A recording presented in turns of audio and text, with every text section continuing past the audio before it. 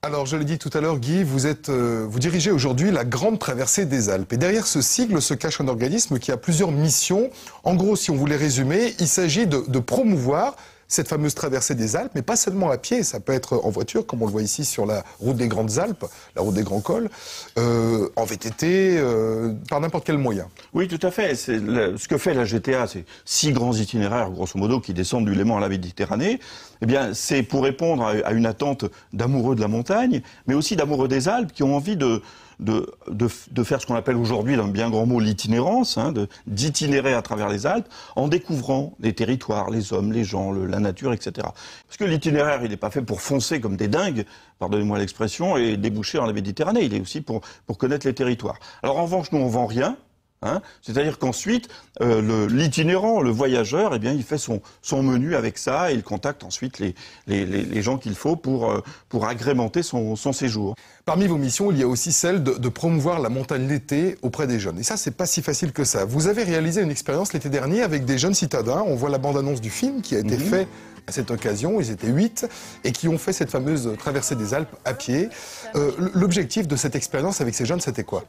On a décidé de réfléchir au divorce latent entre les jeunes et la montagne. Donc on a cherché à savoir ce qui les freinait pour venir en montagne, et puis aussi ce qui pouvait les surprendre et les amener finalement à pratiquer la montagne. Donc on a pris 8 jeunes, et à notre grande surprise, on s'est aperçu que ce divorce latent était peut-être pas si irréversible que ça. Alors on va voir juste un extrait de cette belle aventure. Vous allez voir dans les écrans.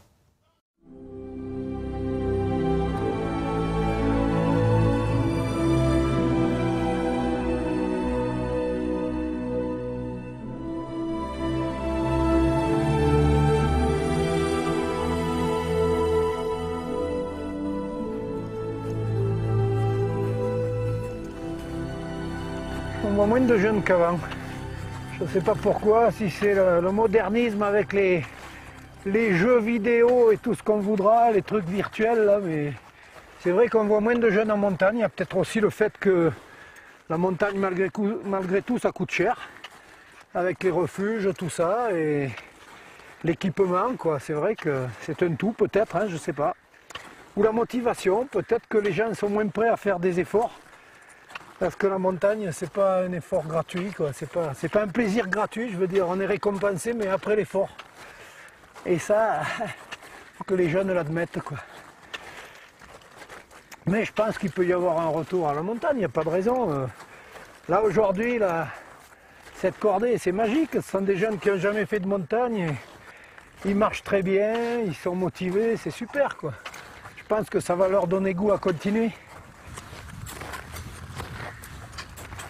Alors quels sont ces fameux freins? Le guide l'a dit, on en parlait un petit peu tout à l'heure. Le prix peut-être? Je crois que l'essentiel, c'est pas ça. Je crois que l'essentiel, c'est le discours qu'on a tenu aux Français en général, aux adultes et aux jeunes en particulier.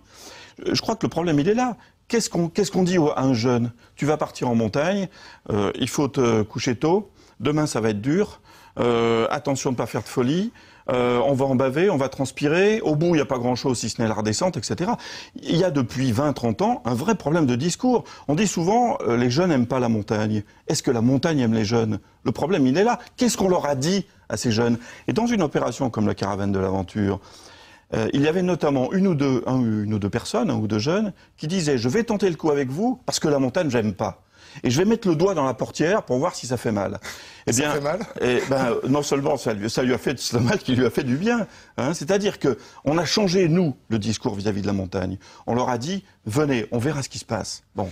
Il y a une anecdote d'ailleurs que vous m'avez racontée. Dans un refuge, ils arrivent, ils sont émerveillés. Ils voulaient absolument voir le coucher de soleil qui, au mois de juin ou au mois de juillet, se passe quand même très tard et surtout en altitude. Ah oui, 22 heures. Le gardien leur a dit, dites donc les gamins, il va falloir se coucher tôt parce que demain vous vous levez tôt. Voilà. Quelle a été la réponse de l'accompagnant? L'accompagnant et surtout les jeunes ont dit mais qu'est-ce qui se passe? On est en montagne, on va pas voir le coucher du soleil alors que on nous a dit que c'était le plus beau spectacle à voir. Le lendemain, on le voit également dans le film, le lendemain ils ont le casque et le casque. Mal aux cheveux. Voilà. Et le gardien les a vus partir enthousiastes. Et alors? Pourquoi on leur a fait la leçon déjà avant? Pourquoi on leur a dit tout ça? Pourquoi on est aussi discriminant depuis des années? Pourquoi on a ce discours totalement pour initier sur la montagne? J'aimerais bien un jour qu'on m'explique les fondements de ce discours pour initier. Là-bas, là-haut plutôt, laissez-nous tranquilles. Là-haut, on peut enfin être entre nous. On sort une petite bouteille de vodka, éventuellement, une part de pizza. On discute, on voit une marmotte. Ah, c'est super, on n'en fait pas des tonnes non plus. Il ne s'agit pas de s'extasier. Mais voilà le plaisir qu'on va chercher.